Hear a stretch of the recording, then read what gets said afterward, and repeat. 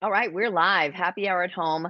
Welcome to my home and welcome in if you are watching for the first time on the Big FM San Diego Facebook page. Thank you to all our listeners and our followers.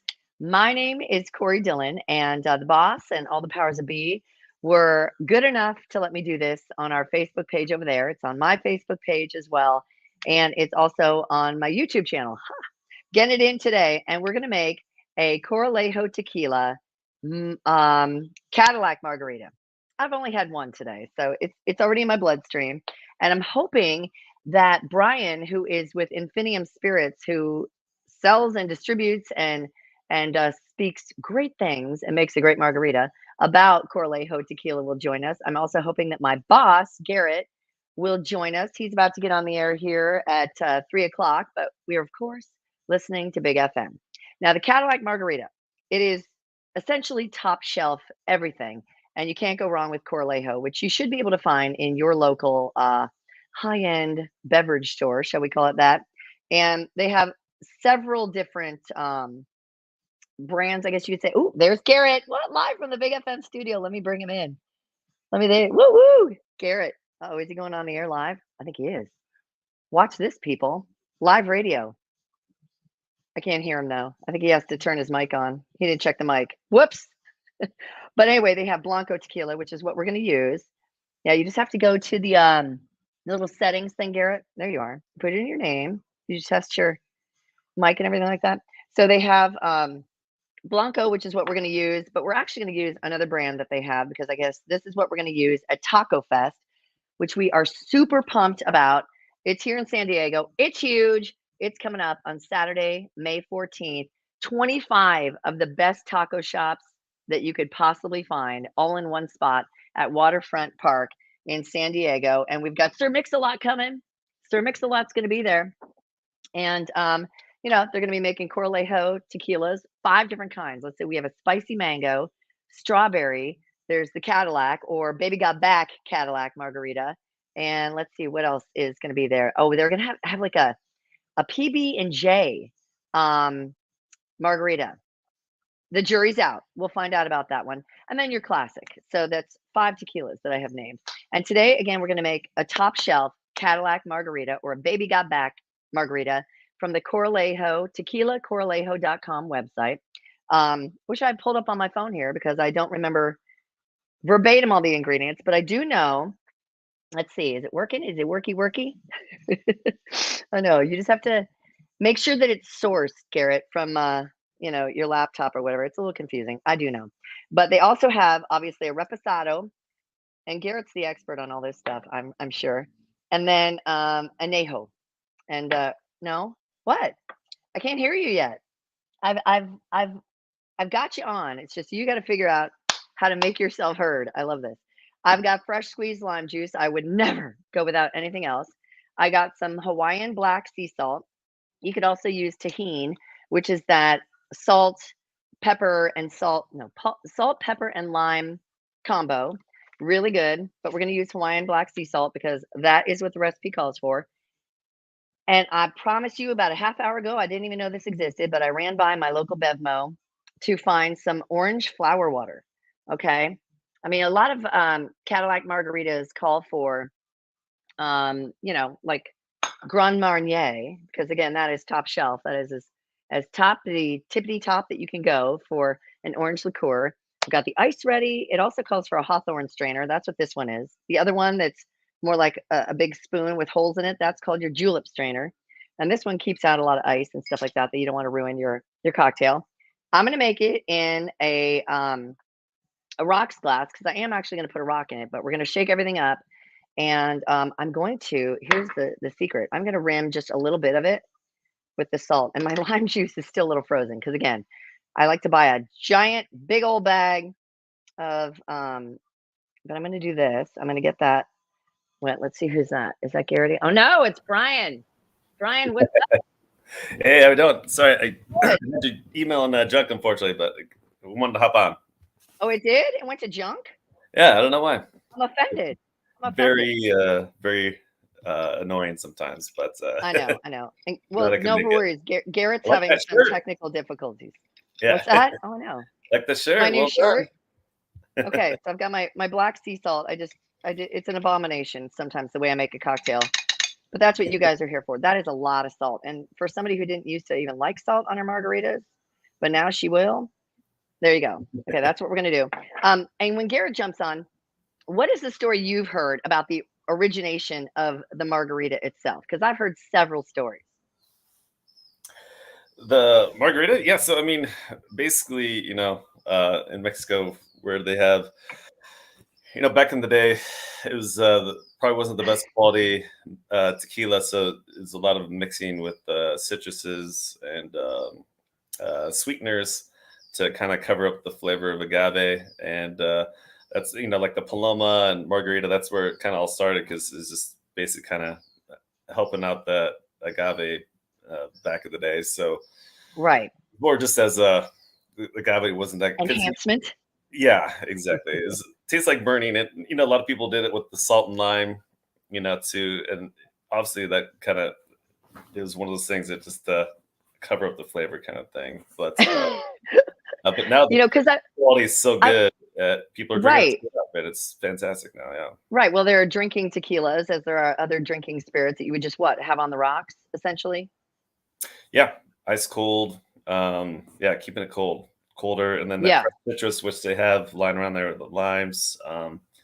It makes a difference. Like you always want to shake it, shake that fresh citrus. Yeah. Well, and I'd heard a bunch of different stories. There's one legend that says, oh, a ballerina was down there and she, tequila was the only spirit that she could drink. And so a lovely bartender made her this cocktail. Another legend I've heard was that it was made for Rita Hayworth, the actress from the Golden Age, the Gilded Age, and that she was, her real name was Margarita. And so her real name was, what was it? It was Margarita Carmen Cancino. Yes. So there's that story, but there's also, like you said, it was Margarita, I guess, in English it's the English word or Spanish word for daisy. And there was a cocktail that was very popular in the 30s, I believe, called the Daisy. And I think that was probably bourbon and a cordial and some citrus, back in the day, like you said, during Prohibition, they like to mix the sugars and the citrus so that it didn't taste like it was made in a bathtub or wherever they would have made it in Mexico. Yeah, exactly. No, that's one great thing about I love those stories too, the legend stories, and and some are okay it's fun. Why not believe it? I know, and I mean, who wouldn't want to lay claim? Okay, wait, I think Garrett's maybe figured it out. He's back. How's this? Can you hear me? That's perfect. Yeah. You guys. Screw the computer. I went with a phone. Oh, really? Yeah. Okay. I don't know. Okay. Well, that works. And the one ingredient I think I forgot, which I have to go run in my garage and get, but I can still be able to hear you guys, is agave. I have it. It's just a few steps away. So, like the agave nectar? Yeah, if you would, maybe you can kind of go over. And these bottles are the craziest size. You probably can't buy these, right? Yeah. They have it. They come in like a little trio packs. You get the silver, reposado, and anejo. Oh, really? Liquor stores, but definitely not at your most popular, like the Benmos or something like that. But like Old Town Mex, definitely have that. Right. Well, why don't you tell people the history of Corralejo in general? Because I'm going to go run and I'll still be able to hear you, so don't say bad things about me. I'm just going to go run and get my agave, and you can just tell them. I mean, it's over 250 years, right, of history. Yeah. So basically, I was actually down in the distillery down there in February in Penjamo. So it's in one cool thing about Corralejo is actually, I don't know if you guys know this, but there's 6 different countries that you have to be considered to be tequila, right? So one of the countries is Jalisco. 90% of all tequila comes out of Jalisco, right? So what's cool makes Corralejo unique and different. It's out of Guanajuato, which is actually right next to Jalisco.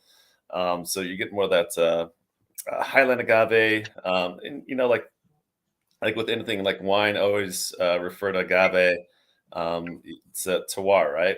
Where it's grown, highland, lowland, all the volcanic source, so that will affect the flavor of the tequila. So, what makes Corralejo is so unique. It is from Guanajuato. You're getting that Highland agave, and one cool thing I love about the distillery, it's actually in Miguel Hidalgo's hacienda, where he's born. Oh, So really? Who it's and a historic Miguel landmark. Hidalgo? Yeah, it's Who is the that? Miguel Hidalgo is the revolutionary leader for Mexico. He freed him for the Oh, independence. So it's a iconic guy in Mexico, and very famous. And then a lot of people just go there to see his hacienda, to see where he's born, and then pop, there's a Corralejo distillery right in the middle of it. So it's pretty cool to tie in that history and heritage with Mexico, and then obviously with Corralejo. So, but yeah, being down there last week, and basically going through all the steps, right? Like, we're out in the field, the humidor, chopping the agave, all starts in the field, right? Chopping yeah. agave, take that agave. These agaves are weighing tons of, so freaking heavy. Like, these are so huge, and a lot of respects for the humidors out there harvesting the agave. Take that to the oven, slow cook it for about 36, 48 hours. You want to roast that agave, right? And then Okay. from there, they take it to the mill to extract the juices. And then once you get the juices extracted, then you go to fermentation, 3 to 4 days. And then the local citrus trees around the hacienda will naturally infuse in that tequila. And then from there, you go to distillation, which is double distilled copper pot distillation. And They made you do all that for just one margarita? Dang, I'll just go to yeah. Bevmo and And then can you imagine this? One agave is around 6 bottles, one agave. So Whoa. Oh, really? One yeah, plant? yeah, one plant that takes 8 years to fully mature, blue river agave. Yeah. Is that the kind of thing anybody could? I mean, you can buy grapes, and I've seen people that can make their own. You can make your own wine. Could you make potentially your own tequila if you had a big agave plant in Florida? Yeah. Or I've got a few Absolutely. here. I'm just asking. There's a lot of opportunities. Obviously, you've probably seen all these celebrities. That's basically what they do. They go to a certain distillery, and they have agave that's is right there. So always on the bottle, you want to look at that bottle. It's called a NOM, N-O-M, and then so you can Okay. see where that distillery is from, and then you'll see other tequilas that come out of that distillery as well. But it's just different branding, and obviously different distillations, different yeast that they use to make it kind of unique. But coming out of that same distillery, you kind of get a gist of what that agave is going to taste like. But they do, like I said, like celebrities get behind it, and they do have it, and they put the name on it if they really like that juice, and then they'll get behind it and support it. Obviously, Well, yeah, they like the money. That's what they like. You know what I mean? I get that. That's Amigos money, Right? I mean, there's, there's a bunch of celebrities. What does Van Halen, is Sammy. his tequila? Sammy? Sammy. He makes Oh, yeah, tequila? Sammy Hagar, yeah, he started with the Cabo Wabo. We actually launched that brand That's right. with Infinity Spirits, and then he sold it off. But now he does like I think it's called Santo. It's mezquila. Oh, yeah. So why don't you talk about the difference between like Blanco, Anejo, Reposado, and Yeah. so on and so on? Yeah. So like after I was talking about that, kind of the whole from the garden to the still. So after that double distillation, that's where you get the Blanco, right? So that's basically the purest form of agave. And I always recommend when you're tasting a new tequila, a new brand, you always start with the silver because that's the terroir, that's the most flavor that you're going to get, and you can't hide it. A lot of companies, anejos and reposados, they add stuff into it to kind of manipulate the flavoring in the reposados and anejos. So you can't do that with the silver. So that is the form of like that terroir, right? You get in the terroir for the plant, that region, so freaking good. So that's silver. And then you start into the resting. So reposado means rested. So that's when you start putting the silver into a barrel, and that's where the resting start aging basic process starts. And then with our reposado, we actually use 3 different types of wood. We use Mexican, Encino, French, and American. So and it's a 10,000 gallon barrel. So it's a big barrel. It takes around 4 months, but just a really light touch to the wood. Kind of softens up that Blanco a little bit. And then basically reposado can't be more than a year, because once you hit a year, you call it an añejo. And then after a year, it's called a añejo. That's what it means, a year in a barrel. And then there's one more classification. After 3 years, you get extra añejo. Okay. And that So extra. So this is more Okay. wood, more oak flavor. If you're a whiskey fan, highly recommend añejos. Okay. How many Americans have died falling into a $10,000 barrel of tequila? I'm just kidding. Yeah, I was kind of swimming one just for a hangover remedy, but I guess it's not allowed at the distillery. Okay, so I'm making the recipe that's on the website, and it calls for 1.5 ounces of Corralejo Silver. Got it. 3 drops of orange flower water, 1 ounce of lime juice, a 1/2 ounce of agave nectar. Got it. And then it says to float a cognac mixed with grenadine, which I did not do, on the rocks. So, but we can use like an orange liqueur instead, right? Yeah, Grand Marnier is How great. much? Macala, yeah, all those great. How much should I add? It's basically just a float, so just like one kind of like swoop around the glass, or like a bar spoon, Okay. a bar spoon or a quarter All right. ounce. You got a jigger. I can't believe you Okay. didn't know that, Corey. Come on. Well, I mean, you know, I'm trying to do it right. Do it right. And what we were talking about it a little bit earlier when I saw you, you know, it calls for making it essentially into rocks glass. But why did this become popular? What is this about? Is it like the Moscow Mule, or what's the deal? The glass itself, I think it was just the. Honestly, I'm not sure on the glassware. I crack it up to great marketing for the restaurant just to make it look cool. But Yeah. other than that, I'm not too familiar with the glass. I don't know, it's just one of those molds, probably Mexico. You know, like. All right. And Honestly, Garrett, Boy, your shaking technique is weak. I know, but I don't look. I can't. Not everybody can look as cool as. I was trying to make sure it wasn't right up by my ear and my microphone. Yeah, there we go. That's good. That's good. There you go. That's nice. I can smell the tequila now. Woo, Yeah, that smells good. Key to shake citrus, so that's yeah. great. Well, and anything syrupy, right? Yes. Now, is that stainless steel, your shaker there? Yeah, this is the OXO brand, that somebody who took pity on me for having this thing, which will freeze your hands off and give you frostbite. Right. Yeah, that's how you know you're doing it right. You're supposed to have like frost on the outside. That tells me you're doing it right. Once your fingertips are cold, you know it's good. Yeah, no, but I mean, you can actually hear the ice kind of breaking up, and it gets cold. It gets cold. It just doesn't freeze my hands off. And okay, I think I'm ready to garnish and sample the merchandise. You know, here I guess, you know, cheers. Nobody else is drinking with me, huh? Oh, that's right. Did you put it in there? Shame on me. I did put that in. Okay. Come on. Float, just a swoosh, you say? Yeah, this little swoosh. If you got a pour spout, or you get your free pouring, so yeah, you can still This is one of those bottles that you can hear the glug glug glug glug glug. That's all the whoa, see? $3. Well, now we'll just work on that. We don't have anywhere to go tonight. That's the good news.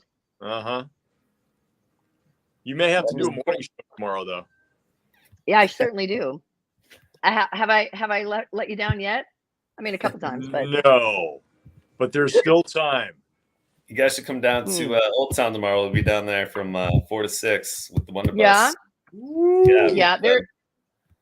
There are stories about you at last year's. Well, it was only in October. Last year's Taco Fest. You're running around with the airplane bottles, and I think you might have fallen into a vat of tequila at that point. Actually, weren't you on stage? Weren't you wearing a mask? I was going full lucha libre, man. It was I did it for I just put it on just to get a Instagram feed for the photo shoot. I hopped in the ring. I hopped in the lucha libre ring, and I was like, all right, let's do a quick photo shoot. And then everyone started just wanted to take a picture with me, and I'm like, all right, this is pretty fun. And then it happened. I just kept it on the whole day. It ended up being one of those things that I had no idea, and it's so much fun, like hanging out with everybody, and then getting on stage with Floor Rider. Holy cow, that is mind blowing. That's so insanity. I mean, you know, there's this. Every good story starts with a tequila. Am I wrong? Yeah, it's going down for real. You know. I know. What's your favorite margarita, Garrett? My favorite margarita is just a basic margarita. I don't like strawberry, mango. I do not like him put in a blender. I'm very, very old school. The most mind-blowing and eye-opening experience I had with a margarita, the first time I had a real margarita, was many years ago in Philadelphia. There is a bar restaurant on South Street in Philly, still there, called Copa Banana. And if you're ever in Philly and you're on South Street, I highly recommend going there. But it's the first time I ever actually had an authentic margarita that wasn't put in a blender and made with, strawberry or mango puree. It was just pure lime juice, orange liqueur, silver tequila, made on shaker, and they make them for two. They bring them out to your table, and 2 coupe glasses. And I had that, and I never wanted to go back to drinking any other kind of margarita again. And so I kind of became obsessed with making them myself. So, I guess the best margarita I've ever had other than that is when I've picked the lime up in my backyard out in East. Yeah. There we go. Just whipped them up myself, man. You're sitting on your patio, and I don't know if there's anything more satisfying than that. I mean, that's almost criminal that it took you a job and a trip to Philly to make a decent margarita. Fresh is always best, man. At one point, I could crush those all day. It's fresh lime, and you don't want to hide the flavor of agave. That's the whole point. With these sweet and sour mixes, sometimes this gets too much. Ugh. And you're See, I consider myself margarita snob, and I always ask them. I'm like, do you use a sour mix? And if they do, I'm like, I'm out. Yeah, tapping out. Fresh lime, get that agave syrup, tequila. I will say, a couple of years ago, I did a variation on it, and I've become obsessed. Living in Southern California with being able to have my own citrus, and my one augmentation I've done away from the classic margarita with limes is I had a batch of Meyer lemons one time, and I replaced the lime juice with Meyer lemon juice. That was fire. That was really pretty awesome. And it's a little sweeter too. So I can totally see that working for sure. I love that. Killer good. I highly recommend trying that sometime if you have. Yeah. Great for you got a Paloma, all citrus and tequila, it's a good thing. Yes, sir. Well, that's what we were talking about earlier, that one of the legends has it that this cocktail, the margarita, which is the Spanish name for daisy, was based on a cocktail called the Daisy, which I think was bourbon, and it had in, I think, some citron, which is like a hybrid lemon lime, and some other, agave maybe, or just sugar and whatnot. So I think that's one of the legends as it goes. But, even before there was the margarita cocktail, people were drinking lots of stuff, but I don't think tequila was popular or even known in the States probably until either Hollywood, made it famous. I mean, I don't know what the history of Americans going down to Mexico was, other than, I'm going to the Alamo tomorrow. We'll find out how that goes. Yeah. And it's crazy too, to think about, they just started aging tequila back in the 80s, really relatively kind of new as far as the aging of tequila. So I think around the 80s, that's when the popularity started coming up, and they started to really pay attention to the slow cooking, the process. And it was all that gimmicky thing, the worm, it's that gimmicky thing that just bad marketing, that snuck up to America, and they're like, I don't want that. It tastes like burning, And so they proofed it down to 80, got a little more palatable. And then that way we could at least approach it. And then, one of our brands, Herman Gonzalez, he was telling me basically from Tears of Llorona, it's a 5-year extra añejo. It's so freaking delicious. But he was going on to about, basically, all we had for Asian tequila was this wood, American wood. It was close, right next door. We got all these whiskey barrels, so they just started throwing in there. He actually went out to Europe, Cognac, started studying, because these guys have been aging forever out there, hundreds of years. So start looking at different woods, seeing what it does to the agave. So he's kind of leading the way now on just doing some different woods, different techniques. And it's really, really fun to see what kind of agave is coming out there now. And the age statements and then marketing. Yeah, they're the first ones to create Chinacos, this ultra premium, high end tequila back in the day, and people are like, you're crazy, no one's gonna buy this high-end tequila. And then guess what came out? Patron with the marketing and crushed it. Yeah. Like, well, people and will these are really like the bottles that you have. How big was that? Was that just like a 750 ml or no? Yeah, it was a 750. Yeah, so 750. That man, when we first had this brand, the bottles were so tall that and so skinny that they could only go on the top shelf. And so we asked Don Leonardo, he's our master distiller and owner of Corralejo. We're like, hey, can we shorten that bottle a little bit so it can at least fit in the shelf?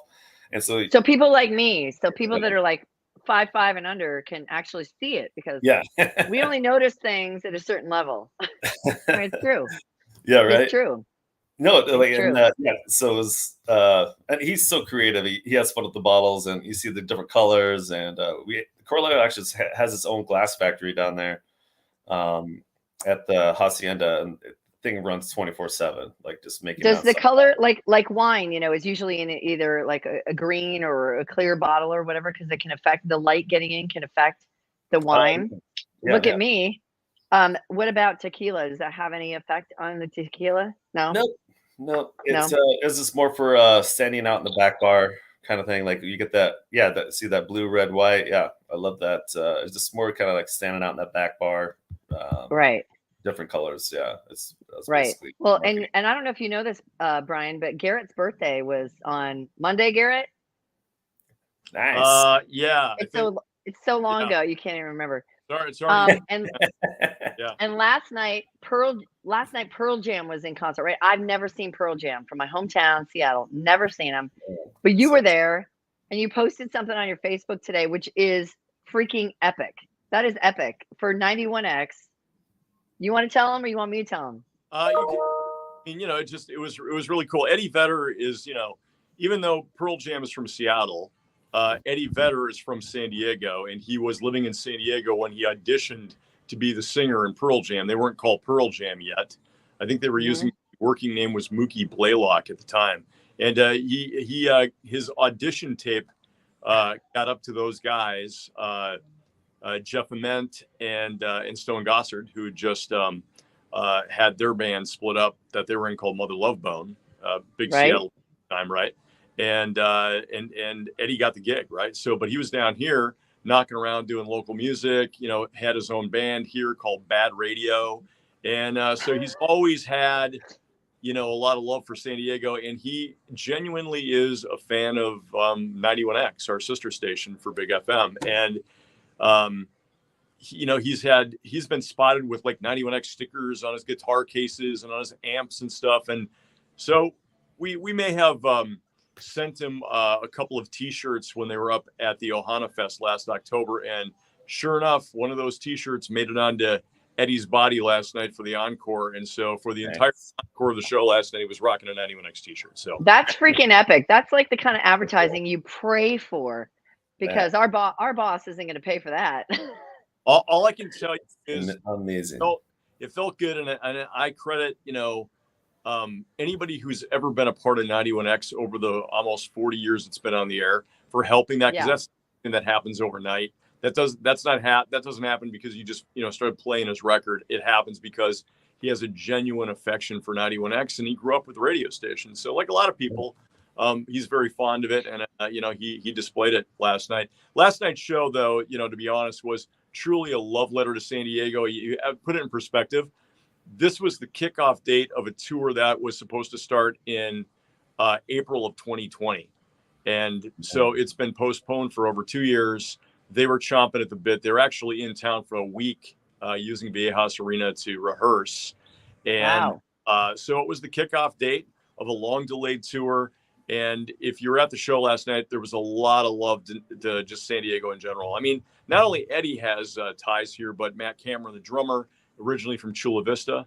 Mike Creedy, guitar player, spent some time in San Diego. So it's interesting how within that band, it's like Seattle and San Diego are like almost like twin cities, So good stuff. Yeah, awesome. I was very cool. I was at in Marty's what do you call it, the sound booth or studio. He showed me that clip from Eddie Vedder like 30 years ago. Like, Yeah. that's so freaking awesome. That What he was in 91X in the studio, 91X. Like there is we call them a station ID that Eddie recorded like 30 years ago, and it's made. Hey man, it's Eddie Vedder, and I can't believe I'm doing this, but it's on my favorite radio station of all time. awesome. X, you know. Yeah, that's so cool. Yeah, so it's kind of remarkable when that happens and fun, but it was really a wonderful rock and roll show last night. I mean, I've seen Pearl Jam a few times, and that was definitely one of the more epic shows I've seen. And not just because he was rocking the 91X t-shirt, just because it was one of those shows where it's like 2 years in the making, first date of the tour, hometown show, everything about it was special. So, yeah. Yeah. Well, and a personal plug, I guess. My sister-in-law works for the Crohn's and Colitis Foundation up and down the Pacific Coast, the West Coast. And Mike McCready, I think he has Crohn's. Yeah, he does. So he's done a lot of stuff for them. And I mean, I can't imagine. I know a lot of people, it's one of those, it's a lot to deal with, Crohn's or colitis. I've got a couple of friends that actually have that, including my sister-in-law has colitis. But he's done a lot for them. I mean, playing special shows for them and helping them raise money with the Seahawks and all that other stuff. So just a great band. I mean, I'm actually shocked my brother Dan didn't come down here for that show. He was trying to go to Ohana Fest, but with the pandemic, and my brother has a kidney transplant, so he's super immunocompromised and didn't make it down for it last fall. But yeah, just epic. I mean, and that's so cool when these bands and radio come together with tequila. I'm just saying. I will share this with you. So a little over 2 years ago, before the pandemic hit, Pearl Jam's most recent album called Gigaton was about to be released. And the idea was it was supposed to be released in spring of 2020. And it was terrible timing because about 2 weeks after the album was released, everything shut down and they were supposed to go on tour. About 2 months before that, in mid-January of 2020, they had a listening party up in Los Angeles. And, they had a bunch of radio people from all over the country come in for it. I took the train up for it. And it was cool to be there. And Eddie was actually there at the listening party and introduced the album, talked about how hard they'd worked on it and stuff. And because Eddie doesn't like to have to make small talk with everybody in the room, he came up and he made this big address. And then they had guys all over with platters with shot glasses full of tequila. And so he pulls out this giant, I don't know what the brand was, giant bottle of tequila, pours himself a shot, and he goes, in honor of this, I just want to listen to the album really loud with y'all, and let's do a toast. And everybody did a shot of tequila. And then as the album is playing, Eddie's walking around as people have finished their shot. And it was pretty good tequila. I remember it being pretty good, with the giant bottle just randomly walking up to people in the room. There were probably about 100 people at this thing, right? So it was a big listening space. And he's got the bottle and like, refill. And I mean, but that was a way of, like mixing with people without actually having to make small talk. And I just thought it was a brilliant thing. But what's the great uniter? Tequila. Agave, yes. It can be. I'm sure it was Corralejo. I'm sure it was. I'm sure. Yes. I really don't recall, but I will tell you that it wasn't the Cuervo Gold. Let's put it that way. Yeah. And Brian, I was asking you earlier because the whole skinny margarita thing has become a thing, and I like to have a skinny margarita. But if we're making one at home, what's the difference between a regular margarita and a skinny margarita, essentially? It's just basically like the sour mix, like the sugars, right? So just trying to keep out as much sugars as possible. So it's just basically tequila, agave syrup, and lime. Yeah, and the reason why you want to use agave, right? Splash of soda water, kind of lighten it up a little bit, little some bubbles. But other than that, you just want to keep it as without as much sugar as possible. But the reason why you want to use well, first of all, you want to use agave syrup because tequila is made with agave too, right? And so it's a nice blend. If it grows together, it goes together. Absolutely. But also because it's higher on the glycemic index, which means it's sweeter, so you have to use less of it. Yep. Right, and you only have to use just a little bit. I mean, I use like a half ounce, right? Yeah. I mean, it doesn't even need that because yeah, easy peasy. fresh citrus and great tequila, just a little splash of, or a little floater of this and a little splash of this, and you're good to go. Right? Yes, and it really is. It falls under the category of, I'm a big fan of the 3-ingredient cocktail. Yep. That's tequila, fresh lime juice, orange liqueur, ice. Party. Let's go. That's 4, Garrett. That's 4. Ice doesn't count. I know. You said 3 ingredients. And did it. All right, okay. Ice doesn't count. Well, ice is like, man, you better have ice with your margarita, right? I know. You don't. And they're count ice. Yeah. The cocktail writer for the New York Times put out a book a year or 2 ago called 3-ingredient cocktails. It's all classic cocktails. Yeah. And, it's amazing. Most of the great cocktails, not counting the ice, 3 ingredients. True. Yeah. True. No, I agree. And I mean, that's why I usually, for my little happy hour, I like to use very simple, usually 3-ingredient cocktails, because it's like, I mean, if I'm going out to a bar or something like that, or a restaurant, that's when I will pay $15-$20 maybe for something with ingredients that I can't get, or something that I can't make, or something I don't have in my bar cart that didn't exist before the pandemic. But at home, and people are always asking me this too, Brian, they're like, well, can I just get the cheapest stuff, or should I get something good? I'm like, you're drinking it at home where you're going to pay like God knows how much for the good stuff, never mind the bad stuff. So why wouldn't you make yourself a great cocktail with really good ingredients like Corralejo Tequila, friends? Yeah. And it's so key, like, to have good ingredients. And like, I think all of us had that 21-year-old and us 22-year-old where we had that bad experience with the tequila, and you probably shunned it off for a couple of years. And then, I mean, for me, when I realized you're just drinking the cheap stuff, and it's going to affect you, and you're probably not going to feel good the next day. So, honestly, when you go into the bar, like, I like calling out my tequila. I like to know what agave is going in my glass, because if you just ask for the house marg, you're probably getting the well, you're probably getting the sour mix, you're probably, and you probably get the hangover the next day, and probably regret not paying a couple bucks extra to get something that you do like and enjoy, and you're not going to feel like poop the next day, So always recommend. There's that. I never had that experience ever in college. Actually, I take that back. Rum and Coke. Gosh, those first couple were so good, but I didn't believe people when they said that they blacked out. I was like, whatever. So I started drinking rum and Cokes, and I'm like, what happened? Well, wait, you guys actually drank at Washington State? Allegedly. Like keggers. I thought drinking was outlawed at Wazoo and for the Cougs, man. No, we excelled. We excelled at that as little as we excelled at everything else. And actually, there's like you can had I not had a love for radio at the Edward R. Murrow School of Communication and broadcasting in general.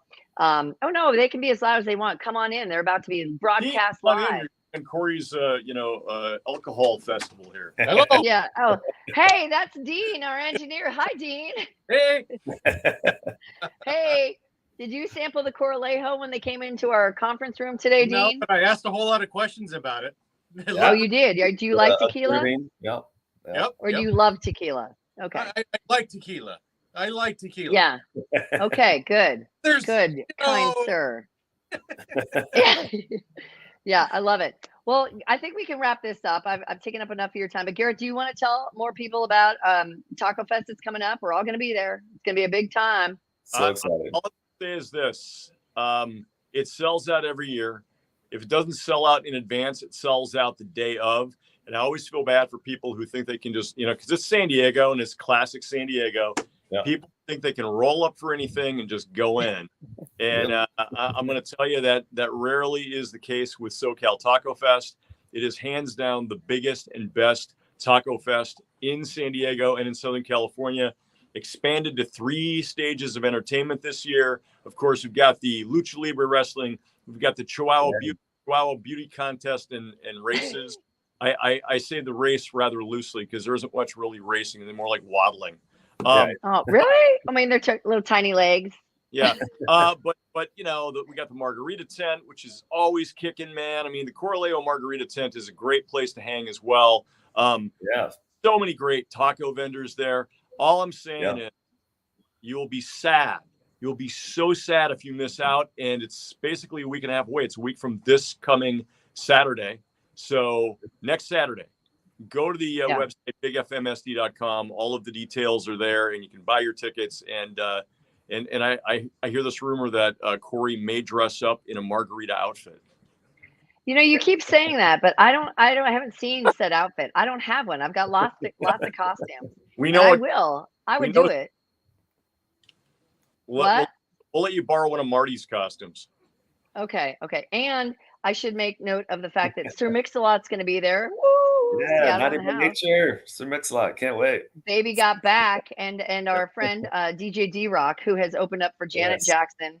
He's on the Rick Morton Morning Show. He's opened up for Dave Chappelle, who was, I think, attacked last night in LA. Yep. Somebody came off stage. Jamie Foxx defended him. Boom, with a right hook, I guess. But yeah, I mean, Jamie Foxx is not going to be there, but DJ D-Rock will be.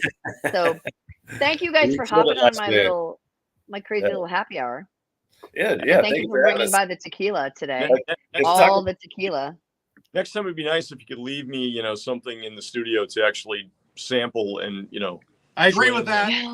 Yeah, right? Yeah. I think it's in ZZ's office. Mike might have one for you. Yeah. Okay. All right. Well, I mean, I can bring this back. It's just a slightly used bottle, and I didn't actually use any of these. I could certainly share. But again, I'm going to put the recipe on the Big FM Facebook page and my Facebook page for anyone that wants to make the Corralejo Cadillac Margarita, and you should. Especially for Cinco de Mayo tomorrow and for Taco Fest. You can be there in spirit if you cannot be there. I wish we were streaming that live. How crazy would that be? You never don't know. have time for that. We should. You never know. Really? I mean, behind the Corralejo tent. That's where the action's going to be. That's right. Yeah. Anyway, like that cantina party, he lit that up, man. It was a lot of fun. D-Rock never disappoints. I know he's so great and such a great guy too. Love that guy. Yeah, no, so absolutely. Anyway, you guys. Thank you for joining me, and thank you for watching, everybody. Thank you for listening to Big FM, and find Corralejo Tequila at your finer liquor stores. Yes. And is it on the top shelf still, or can we find it like for the wee people? Right in the iView now. It's iView. You can fit the shelf now, so it's okay. It's perfect. Okay, awesome. Rock on. Thank you guys. Appreciate you, and I will shut her down. Have a great afternoon, and thank you, and happy Cinco de Mayo, all. Yeah. Bye, Brian.